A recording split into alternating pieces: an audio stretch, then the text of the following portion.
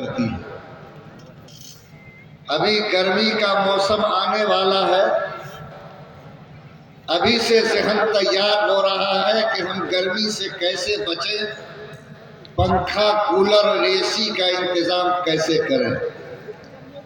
ابھی جاڑا گزر رہا ہے، ہم لوگ اس جاڑے سے بچنے کے لیے قبل ہی سے اپنے لیے گرم کپڑا خرید چکے ہیں۔ یہ سمجھداری کی بات ہے، عقل مندی کی بات ہے۔ لیکن میرے بھائیوں، ایک سچے مسلمان کے لیے جسم کی وہ قیمت نہیں، لباس کی وہ قیمت نہیں، مکان کی وہ قیمت نہیں جو اس کے ایمان کی قیمت ہے۔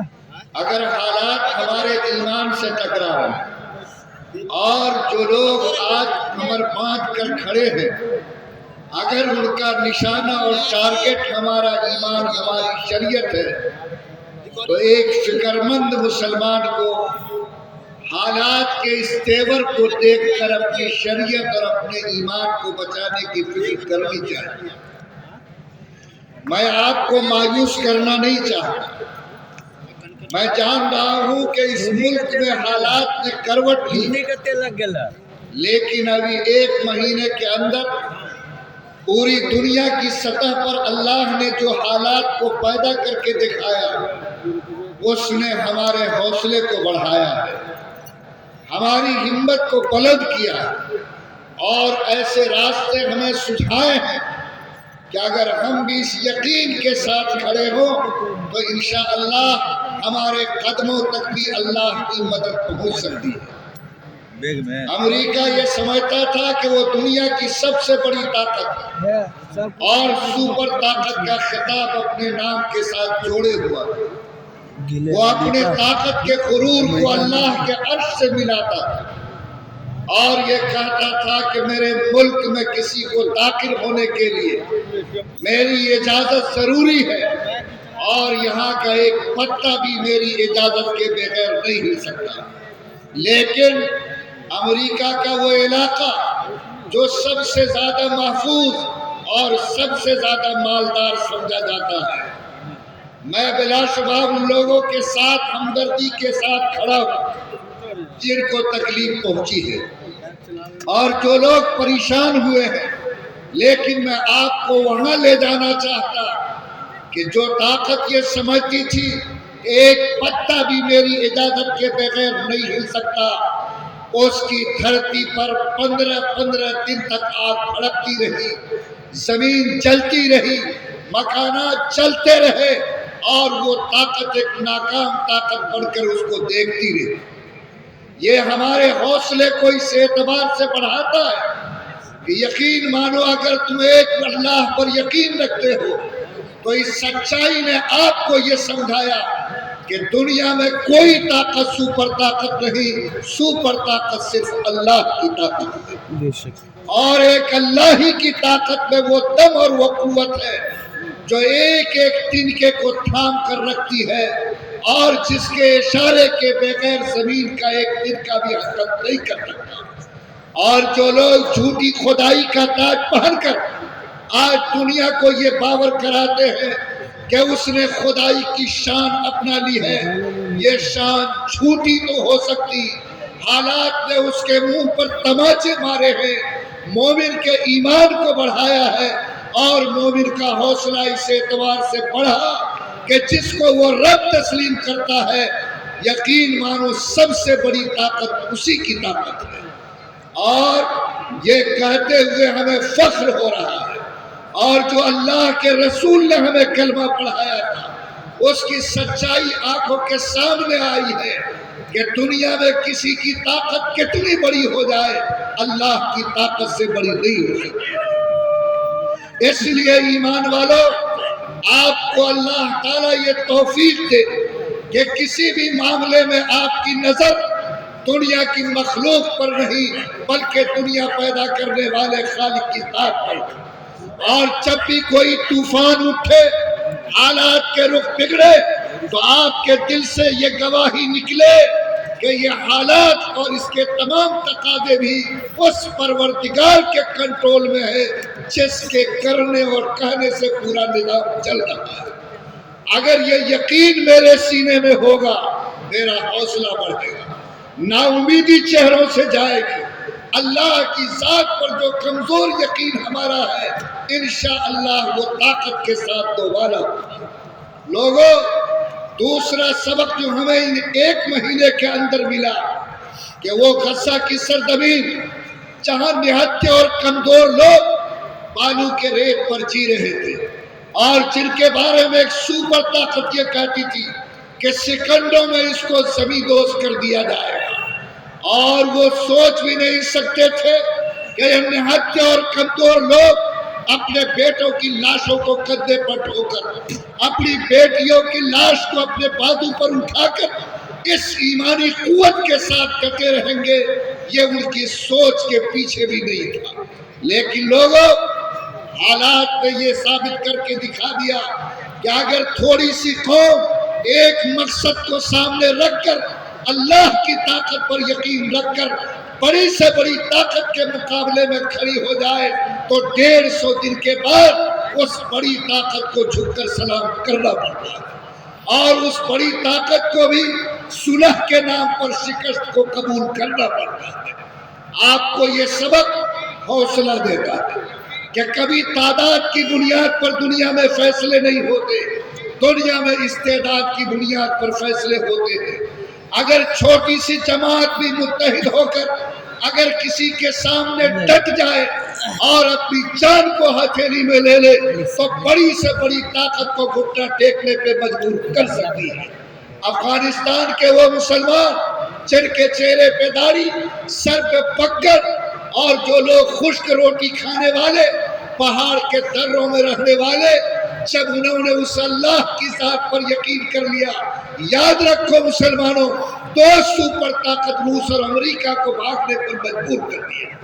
آج ہم لوگ بھی الحمدللہ ان حالات نے آپ کو حوصلہ دیا ہے کہ ایک چھوٹی سی جماعت بھی اگر متحد ہو کر کہیں ڈٹ جائے تو بڑی سے بڑی طاقت کو وہ زیر کر سکتی ہے۔ لوگوں، ایک تیسرا واقعہ جس نے ہمارے حوصلے کو بڑھایا وہ شام کی سرزمین جہاں حافظ الاسد اور حافظ بشار الاسد کی طاقت کی وجہ سے لوگ آج کتنے سارے سال سے جیل کی سلاخوں میں تڑپ رہے تھے، ظلم کی آگ پہ چل رہے تھے، اور کوئی یہ سوچ نہیں سکتا تھا کہ چند دنوں کے اندر وہاں اتنا بڑا انقلاب پیدا ہوگا۔ میں نہیں جانتا کہ انقلاب کس کے ذریعے آیا، میں نہیں جانتا کہ انقلاب لانے والے کل کیا کریں گے، لیکن میرا یقین یہ کہتا ہے کہ دنیا کو یہ بات سمجھ لینی چاہیے کہ حالات یکساں نہیں رہتے، کبھی بھی کہیں سے انقلاب اٹھ سکتا اور کبھی بھی حالات کے اندر بدلاؤ آ سکتا ہے۔ اس لیے اگر یہ یقین بھی میرا ہے تو یہ حالات ہمیں سبق دیتے ہیں کہ مایوس نہیں ہونا چاہیے۔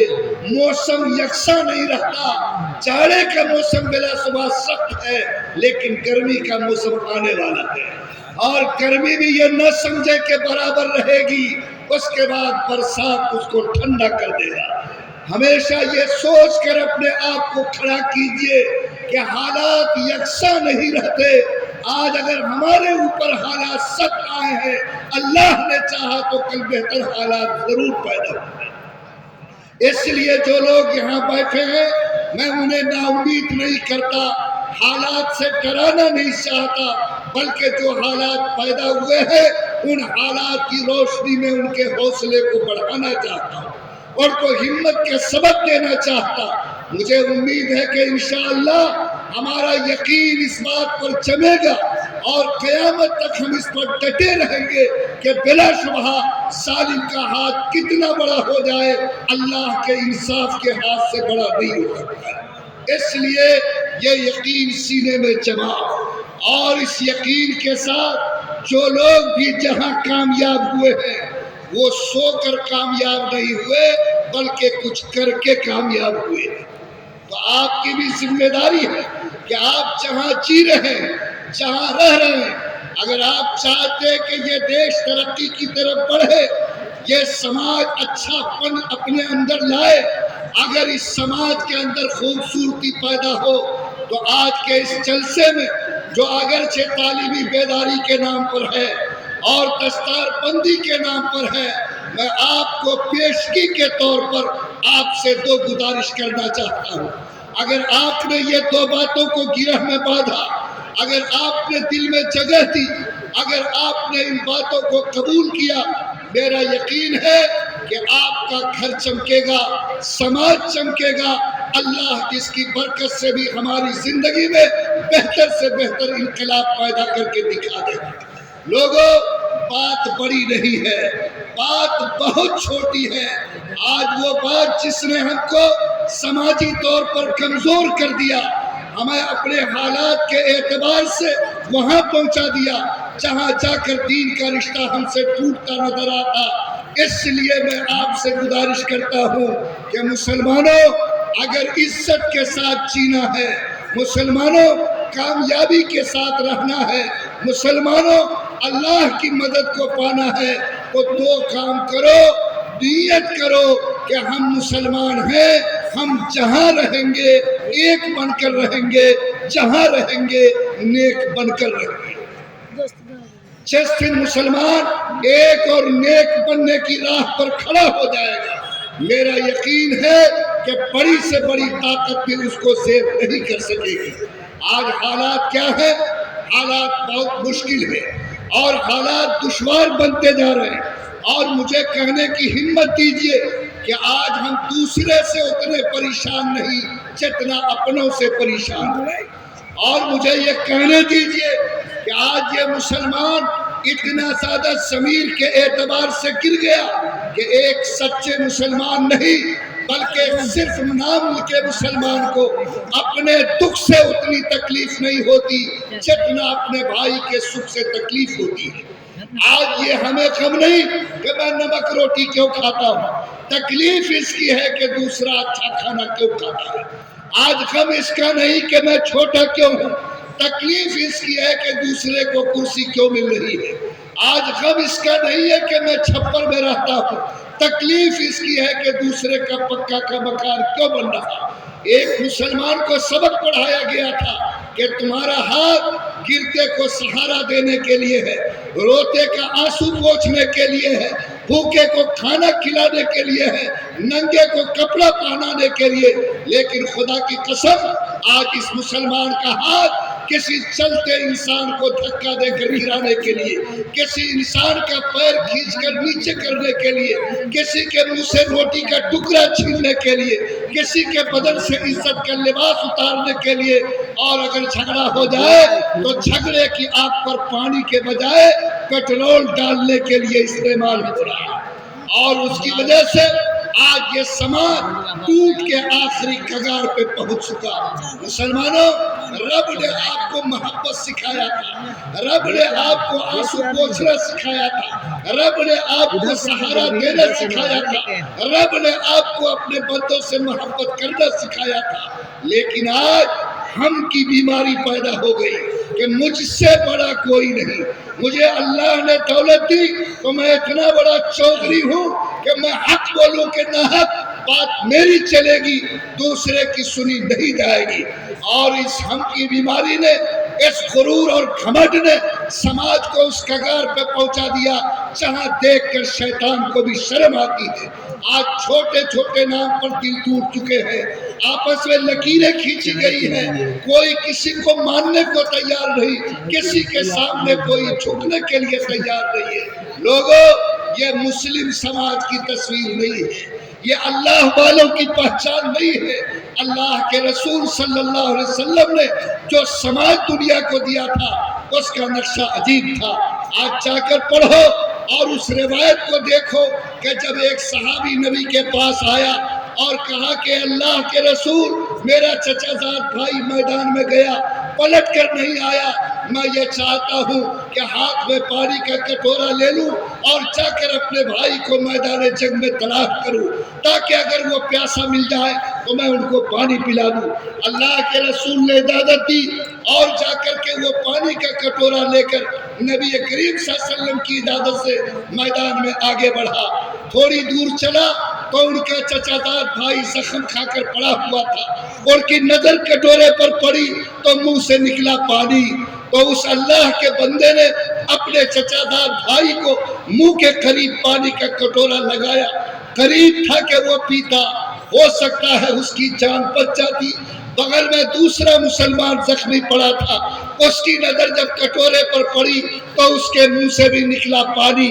اب یہ بندہ جو موت کے منہ کے قریب تھا، اپنے بھائی کی آواز جب سنا پانی تو کٹورا اپنے منہ سے الگ کیا، اشارہ کیا کہ پہلے اس بھائی کو پانی پلاؤ، میں پیاسا مرنا قبول کر سکتا، اپنے بھائی سے پہلے پیاس بجھانا قبول نہیں کر سکتا۔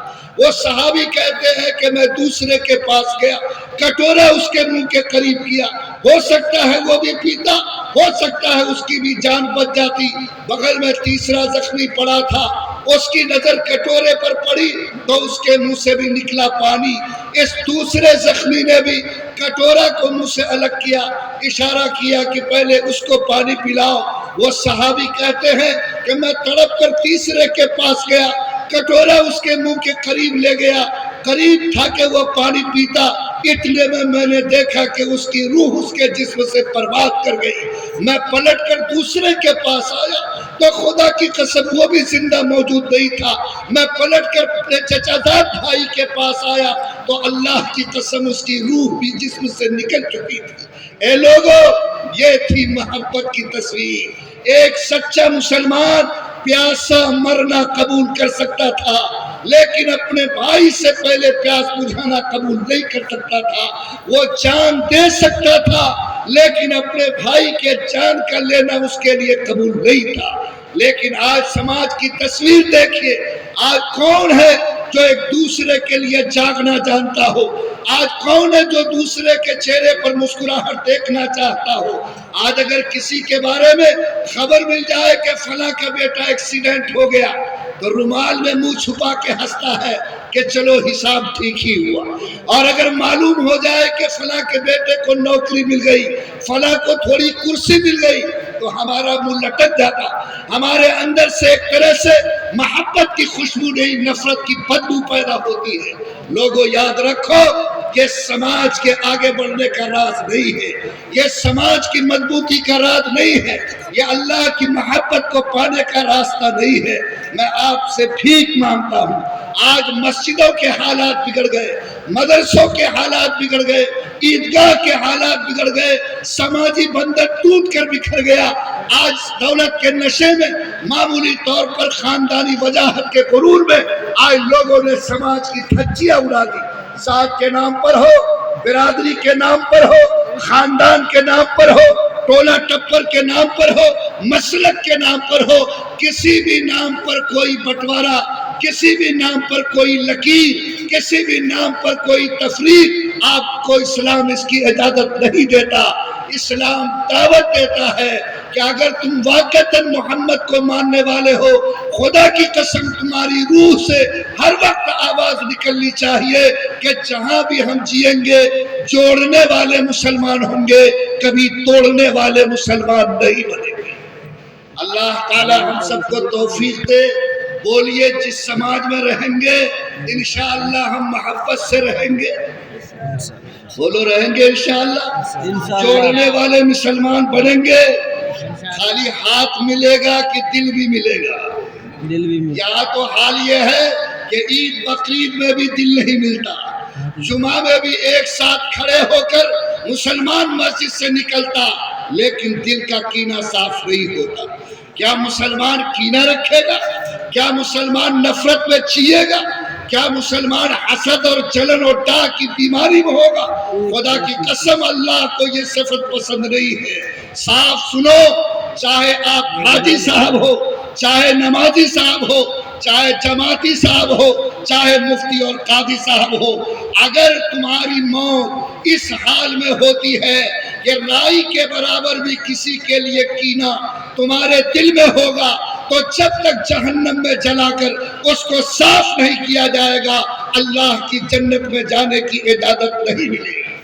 اور سنو، یہ شعبان کا مہینہ ہے، 15 کی رات کو لوگ ہاتھ اٹھائیں گے، اللہ بہت مغفرت کرے گا، لیکن فرمایا کہ جس کے سینے پر کینے کا داغ ہوگا اس رات میں اس کی دعا قبول نہیں ہوگی، اس کی دعا قبول نہیں ہوگی۔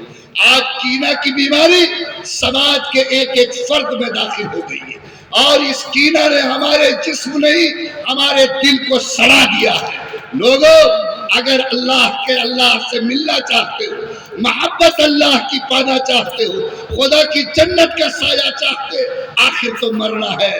زندگی ملی ہے، موت پیچھے کھڑی ہے، کب سانس ٹوٹ جائے کوئی گارنٹی نہیں ہے۔ نبی فرماتے ہیں رائی کے دانہ کے برابر بھی کینہ لے کے جاؤ گے، چاہے جتنے بڑے نمازی دیندار ہو، ہر حال میں جہنم کی آگ میں جانا پڑے گا۔ اللہ پوری امت کی حفاظت فرمائے۔ آج نیت کرو انشاءاللہ کہ اس مجمع سے اٹھیں گے تو اپنے دل کو صاف کر کے اٹھیں گے۔ بولو انشاءاللہ کریں گے۔ صحابی مسجد میں داخل ہوئے، نبی نے فرمایا کہ یہ جنتی ہے۔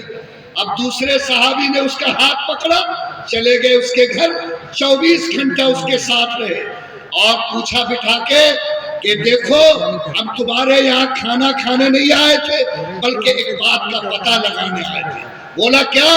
کہا کہ آج نبی نے تم کو جنتی کہا، میرے دل میں یہ شوق پیدا ہوا کہ میں پتہ لگاؤں کہ تم کون سا ایسا کام کرتے ہو کہ سبھی کے زبان سے تم کو جنتی کہا گیا۔ اس نے کہا کہ سارا کام برابر کرتے ہیں، جب سے تمہارے نماز سب ساتھ پڑھے، کھانا کھایا، کوئی میرا الگ سے کام نہیں ہے۔ کہا کہ نہیں، غور کر کے بتاؤ پھر مجھ کو خوشخبری کیوں نہیں، تم کو خوشخبری کیوں ملی؟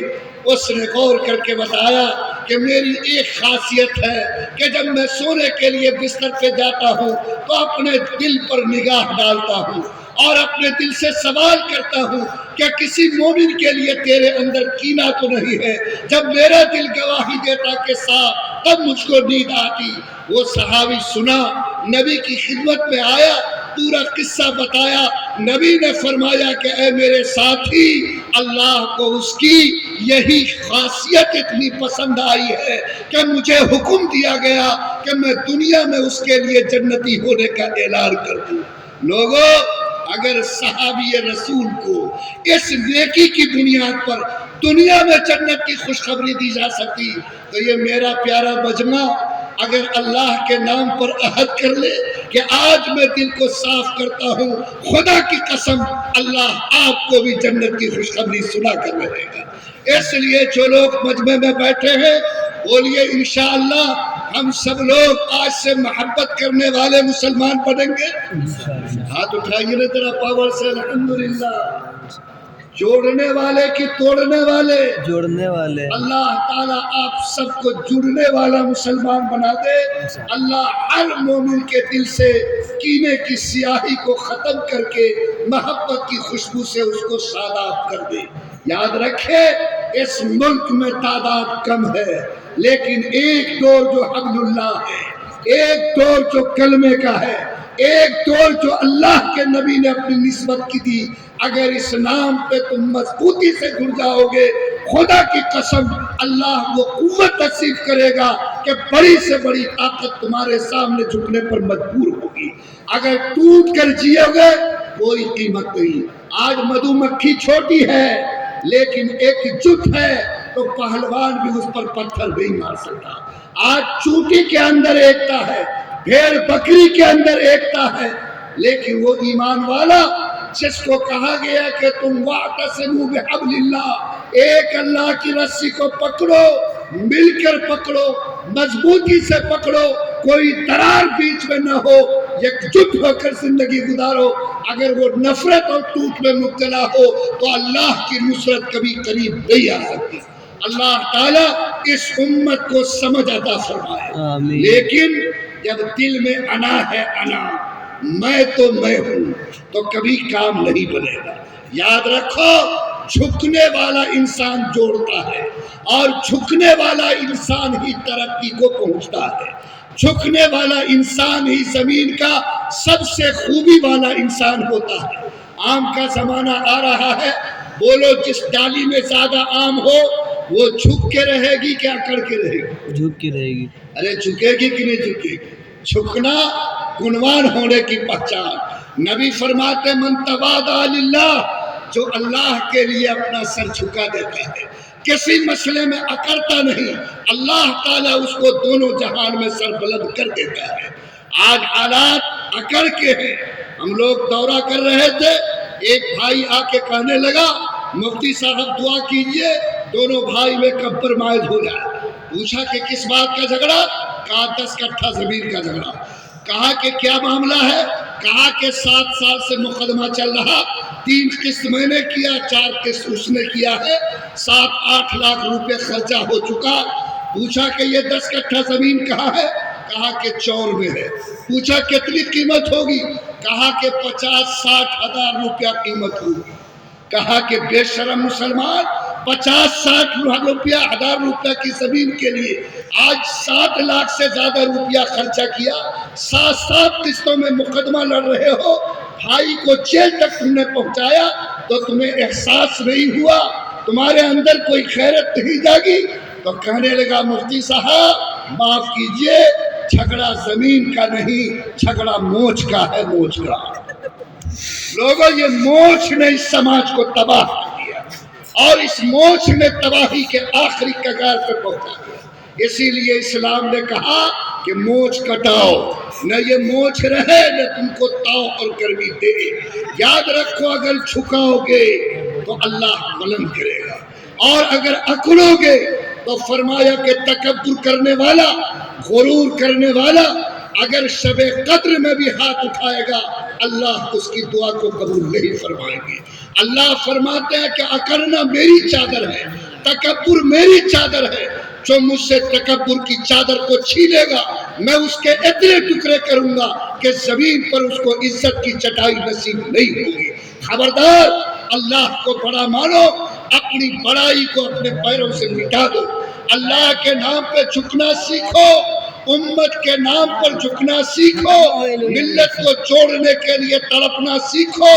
جس دن یہ سبق یاد ہو جائے گا انشاءاللہ ملت ایک دیوار کی طرح متحد کھڑی ہو جائے گی. میں اللہ تعالیٰ سے دعا کرتا ہوں کہ اللہ تمام میرے بھائیوں کو جہاں بیٹھے ہیں ہاتھ کے اعتبار سے بھی جڑنے اور دل کے اعتبار سے بھی جڑنے کی توفیق عطا فرمائے.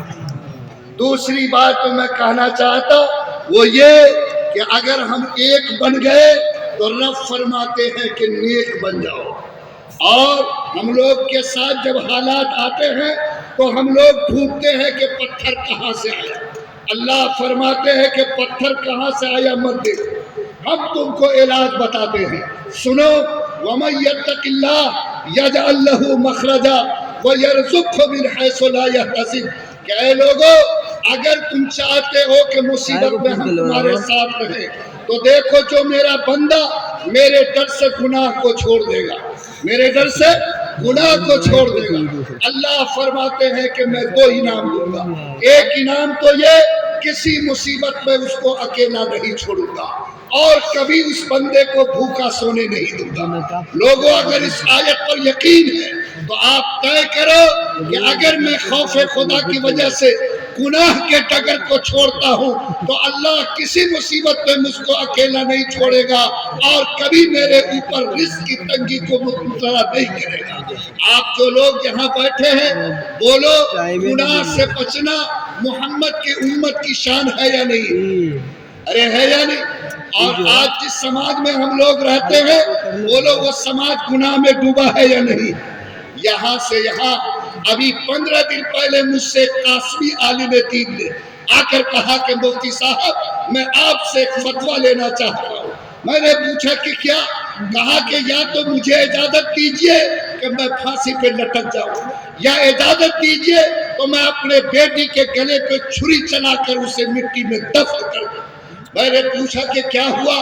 کہا کہ میری بیٹی آج 12 سال سے جوان ہے، میرے پاس 10,000 کی آمدنی ہے، 20 سے زیادہ مہمانی ہو چکی ہے، جو بھی چوکھٹ پہ آتا ہے 8-10 لاکھ سے کم کا مطالبہ نہیں کرتا. میں اپنی بیٹی کی چہرے کو دیکھتا ہوں، میرا سینہ چھلی ہوتا، اس کے رونے کی آواز کو سنتا ہوں تو میرے کلیجے کو برداشت نہیں ہوتا. آپ اجازت دے تو یا تو میں سولی پہ لٹک جاؤں یا اپنی بیٹی کے گلے پہ چھری چلا کر مٹی میں دفن کر دوں. لوگوں بتاؤ کیا یہ سماج کا ظلم نہیں ہے؟ کیا یہ سماج کا قہر نہیں ہے؟ آج تمہاری بیٹیاں مرتد ہو رہی ہیں, غیروں کا ہاتھ پکڑ کے بھاگ رہی ہے. آج سماج میں وہ باپ جو غریب ہے, وہ ماں جو بیوہ ہے, آج 40 سال کی اس کی بیٹی آج بستر پہ تڑپ رہی ہے, اور یہ ظالم اور لٹیرا اور مجرم سماج بغیر تلک اور جہیز کے آج اس بیٹی کا ہاتھ پکڑنے کو تیار نہیں ہے. یاد رکھو, جو سماج اتنا بڑا ظالم ہوگا, جس کے یہاں سے ظلم کی آگ اٹھے گی, جو بیٹیوں کو زندہ درگور ہونے پہ مجبور کرے گا, بولو اس سماج پر خدا کے عذاب کی آگ برسے گی کہ نہیں برسے گی؟ آج کون ہے؟ کیا دنیا میں کوئی نبی آئے گا؟ کیا پیغمبر آئے گا؟ ابھی حیدرآباد میں ایک بیٹی کی شادی ہوئی, 3 دن کے اندر وہ بیٹی پھانسی لٹک کے مر گئی. ماں باپ کو خبر ہوئی, جا کر بیٹی کی لاش کو اتارا, مٹی میں دفن کیا, اور اس کے بعد جب باپ پلٹ کے آیا, بیٹی کے کمرے میں سامان سمیٹنے لگا تو اس کے تکیا کے نیچے سے کاغذ کا ایک ٹکڑا ملا, جس میں بیٹی نے باپ کے نام چٹھی لکھا تھا. بیٹا کی چٹھی کو جب باپ نے پڑھا, اس کے آنکھ سے زاروں قطار آنسو جاری ہو گئے. بیٹی نے لکھا تھا کہ ابا جان, جس دن سے میں اس گھر میں آئی, مجھے جہیز کے نام پر اتنا ٹارچر کیا گیا, میں برداشت نہیں کر سکی, پھانسی کے پھندے میں جھول گئی.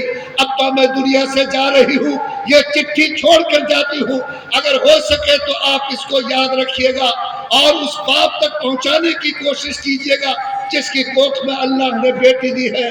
ابا اب جب دوسری بہن کو رخصت کیجیے گا تو دنیا کے سامان کے ساتھ کفن کا کپڑا بھی ساتھ میں ضرور دیجیے گا. معلوم نہیں کب میری طرف پھانسی پہ لٹکنا پڑے, کم سے کم باپ کا دیا ہوا کفن تو ہوگا جس میں وہ بیٹی زندگی کی آخری نیند سو سکے گی. آج میری بیٹی مجھ سے کفن مانگ رہی ہے, آج بیوائیں اپنے بستر پہ تڑپ رہی ہے, 40 سال کی بیٹیاں بلک بلک کے رو رہی ہے, اور یہ ظالم اور لٹیرا سماج آج اپنے جوان بیٹوں کے نام پر بھیک مانگ کر, ڈکیتی کر کے پورے سماج کی پیشانی پہ کلنک کا داغ لگایا ہوا. یاد رکھو, جیسے چوری کا مال حرام, ڈکیتی کا مال حرام, ویسے ایک مسلمان کے لیے بیٹے کے نام پر مانگ کر لیا ہوا پیسہ اور سامان بھی حرام ہے. اگر تم چوری کے مال سے گھر کو نہیں سجا سکتے, اگر ڈکیتی کے مال گھر میں نہیں رکھ سکتے, لعنت ہے تمہاری زندگی پر کہ بیٹی والوں سے منہ کا کٹورا کھول کر بھیک مانگ کر جو تم نے مال لوٹا ہے, وہ مال بھی تمہارے لیے چوری کے مال کی طرح حرام ہے. اللہ تعالیٰ مجھے فہم عطا فرمائے. نوجوانوں, اللہ کے نام پر ہمت کو جگاؤ. وہ رب جس نے 9 مہینے ماں کے پیٹ میں تم کو کھلایا, پیدا ہونے سے پہلے تمہارے دودھ کا انتظام ماں کے سینے میں کیا, کیا وہ اللہ جوانی میں بغیر لوٹے, بغیر کسی سے منہ کا کٹورا کھول کر مانگے, بولو وہ اللہ عزت کی روٹی دے سکتا ہے کہ نہیں دے سکتا؟ یقین کرو خدا پر, تھوک دو اس باپ کے چہرے پر جو تمہیں جہیز پہ مجبور کرے, جھٹک دو اس ماں کا ہاتھ جو تمہیں جہیز کی بات کرے. کہو کہ میں غلام پیدا نہیں ہوا, فقیر پیدا نہیں ہوا, میں عزت دار باپ کا بیٹا عزت کے ساتھ پیدا ہوا, میں کسی بیٹی کا غلام نہیں بن سکتا. جو رب مجھے ماں کے پیٹ میں کھلا سکتا ہے, دودھ کا انتظام کر سکتا, وہ اللہ جوانی میں مجھے عزت کی روٹی اور روٹی دے سکتا ہے. آج اگر ہمت ہے تو حوصلہ کرو, توبہ کرو. کتنے دن کھاؤ گے لوٹا ہوا مال؟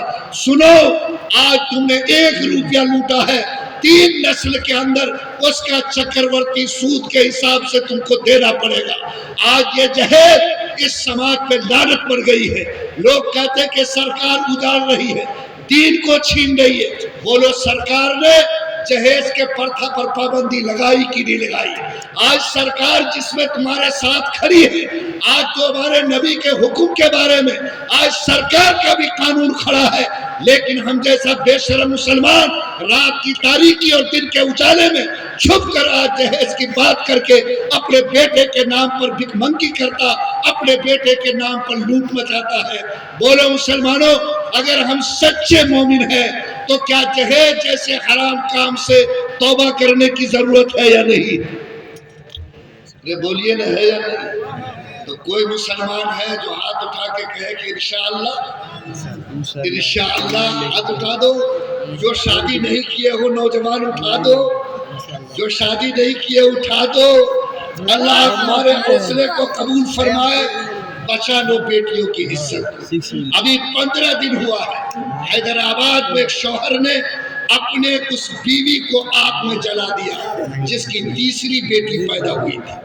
کیا ہوئی تھی؟ تیسری بیٹی. بولو بیٹی پیدا کرنا بیٹا پیدا کرنا عورت کا کام نہیں اللہ کا کام. کیا قصور تھا اس بیوی کا جس کے کوکھ سے تیسری بیٹی پیدا ہوئی اور اسے یہ سزا ملی کہ اسے زندہ آگ میں ڈال کر صرف اس لیے جلایا کہ اس نے تیسری مرتبہ بھی بیٹی پیدا کی. یہ کیوں؟ اس لیے نہیں کہ بیٹی کو کھلانا ہوگا، اس احساس کے ساتھ کہ جب 18 سال کے بعد جوان ہوگی تو شادی کہاں سے کرے. لوگوں یہ آج وہ حالات ہے جس نے اس قوم اور امت کو سوچنے پر مجبور کیا. اللہ اس جرم کو سمجھنے، اس کے بھیانک فتنے کو سمجھنے اور ہم جیسے مسلمان کو اس فتنے سے پاک ہونے کی توفیق عطا فرمائے. ایک صاحب نے کہا کہ مفتی صاحب آپ نے کہا کہ مانگ کر لینا جہیز حرام. ہم پوچھ لیجئے مانگ کر نہیں لیا، کیا کیا؟ پچولیا سیٹ کر کے لیا. ارے سمجھ رہے ہیں؟ وہ خوب کریا کھا رہا. قسم کھا سکتے ہیں، پوچھے میرے سمجھی سے ایک لفظ نہیں بولے. معلوم ہوا کہ پچولیا نے کان میں منتر پڑھ کے کہا ریڈی رہیے پورا مال ملے گا. ایک حاجی صاحب کا معاملہ تو عجیب ہو گیا. میں نے اس سے پوچھا کہ بیٹا کا رشتہ لگایا ہے کیا کچھ مال وال بھی لے رہے ہیں؟ بھڑک گئے ہم پر کہ اللہ حول کرے. میں اسی سال حج کر کے آیا، میرا بیٹا دیوبند میں پڑھتا ہے، میں مانگ مطالبہ کروں گا 100 مرتبہ لا حول ولا قوت.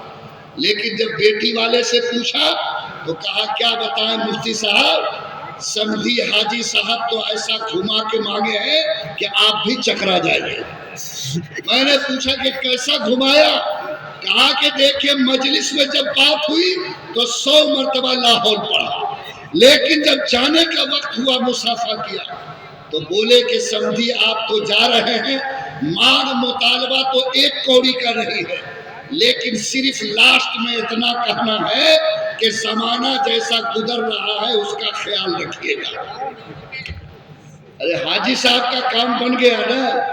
ماشاءاللہ حاجی صاحب جلیبی پکاتے رہیے، کوئی دیکھے نہ دیکھے اللہ دے گا.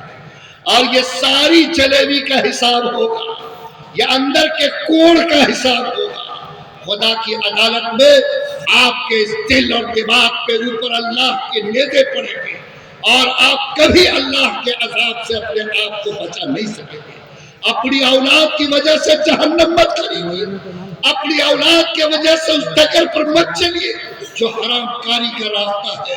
کہیے کہ میں ایک سچا اور پکا دیندار مسلمان شریف باپ کی بیٹی سے بغیر کسی طلب کے نکاح کراؤں گا اور شریف باپ کی حیثیت سے ایک شریف بچی کا ہاتھ اپنے بیٹے کے ہاتھ میں دلاؤں گا. اللہ اس سرزمین کے مسلمانوں کو ایسی توفیق عطا فرمائے. میں کس گناہ کا چرچا کروں؟ میں منگیر کے جامع مسجد میں ہوں، میرے پاس 11:30 بجے فون آیا کہ مفتی صاحب ایک مسئلہ بتائیے. میں چونک گیا. میں سوچا کہ یہ مسئلہ بھی کوئی جمعہ کا ہوگا، لیکن عجیب مسئلہ تھا. اس نے کہا کہ میں فلاں کا چچا بول رہا ہوں. میں نے کہا بولیے. کہا کہ دیکھیے میرا بھتیجا 2.5-3 سال سے کھاتا پیتا تھا.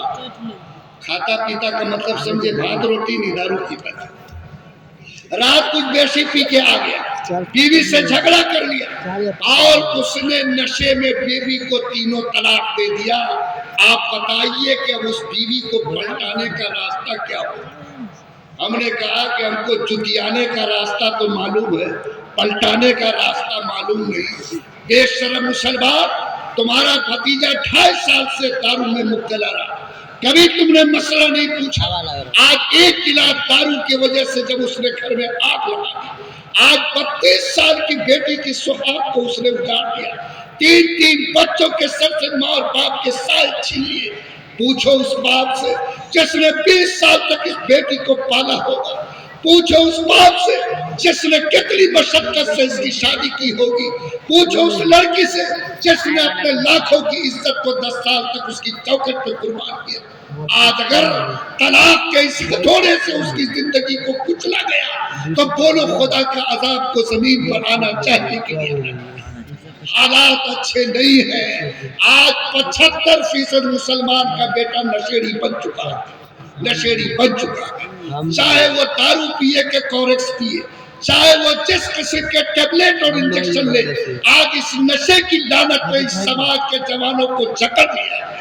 لوگوں شرم آتی ہے میڈیکل کے دکان کے پیچھے جب کورکس کی سیسی توڑ کر یہ پیتا ہے، انجیکشن لیتا ہے، ٹیبلیٹ کھاتا ہے، تو پوری انسانیت نہیں بلکہ شیطان کو بھی شرم آتی ہے۔ بولو کیا دارو پینا، نشہ کرنا ایک مسلمان کی اولاد کے لیے جائز ہے؟ خدا کی قسم جس طرح سور کا گوشت حرام، سور کا پیشاب حرام، سور کا خون حرام، ویسے ہی مسلمان کے لیے دارو اور نشہ بھی حرام ہے۔ اگر تم سور کا پیشاب نہیں پی سکتے، لعنت ہے تمہاری زندگی پر کہ شراب کی چسکی لے کر اپنی زبان کو ناپاک کرو۔ فرمایا محمد رسول اللہ نے، سنو اگر کوئی مسلمان ایک قطرہ شراب کا منہ میں لیتا ہے، جیسے ہی حلق سے نیچے جاتا اللہ کی غیرت بھڑکتی ہے اور اس کے سینے سے ایمان کے نور کو چھین لیا جاتا۔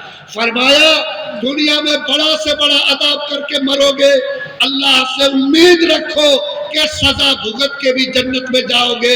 شراب پینے والا انسان، شراب کی عادت کے ساتھ مرنے والا مسلمان کبھی اللہ کی جنت کا چہرہ بھی نہیں دیکھ سکے گا، اللہ کی جنت کا چہرہ بھی نہیں دیکھ سکے گا۔ نوجوانوں میں بھیک مانگتا ہوں، میں تم سے گزارش کرتا ہوں کہ آج سرکار بھی اس نشے پر پابندی لگا کر کھڑی ہے، کیا کہو گے رب سے کہ ایک تو قرآن کی پابندی، رسول کی پابندی، سرکار کی پابندی، اور پھر اس کے بعد تمہاری یہ جرات کہ آج 75% میرا بھائی نشیڑی بنے، بولو یہ اللہ کو ناراض کرنے والا عمل ہے یا نہیں ہے؟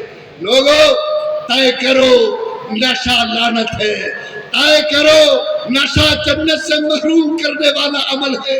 آج اس نشے کی وجہ سے جو تباہی آ رہی ہے، دیکھ کر اس کو انسان کا سر شرم سے جھک جاتا۔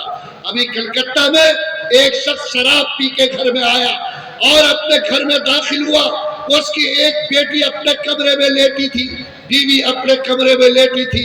یہ نشہ باز انسان کو تمیز نہیں رہی کہ یہ بیٹی کا کمرہ ہے یا بیوی کا۔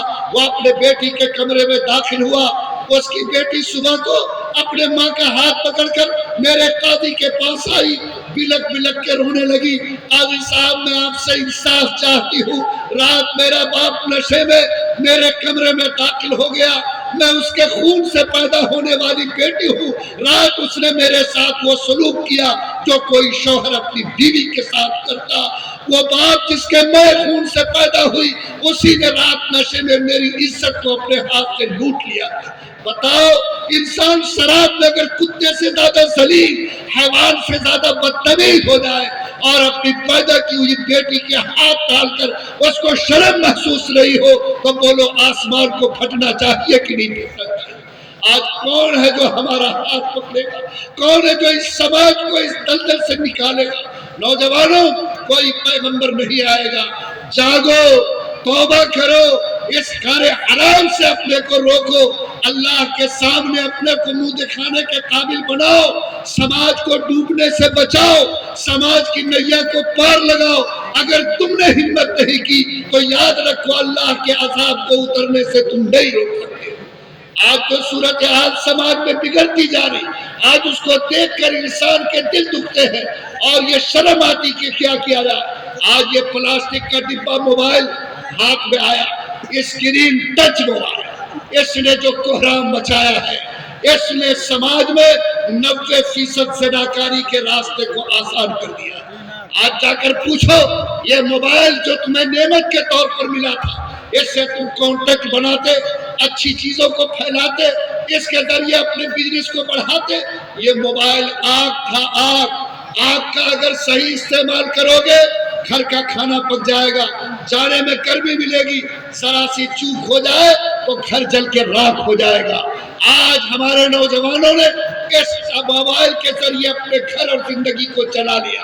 8 گھنٹے سڑک کے کنارے بیٹھ کر موبائل سے کھیلتا ہے. 2 بجے رات تک لحاف اوڑھ کر اس کے نیچے گندی تصویروں سے اپنی آنکھ کو سینکتا, بلو فلمیں دیکھتا, دوسروں کی بہو بیٹی سے باتیں کر کے آج زناکاری کے راستے کو آسان کرتا.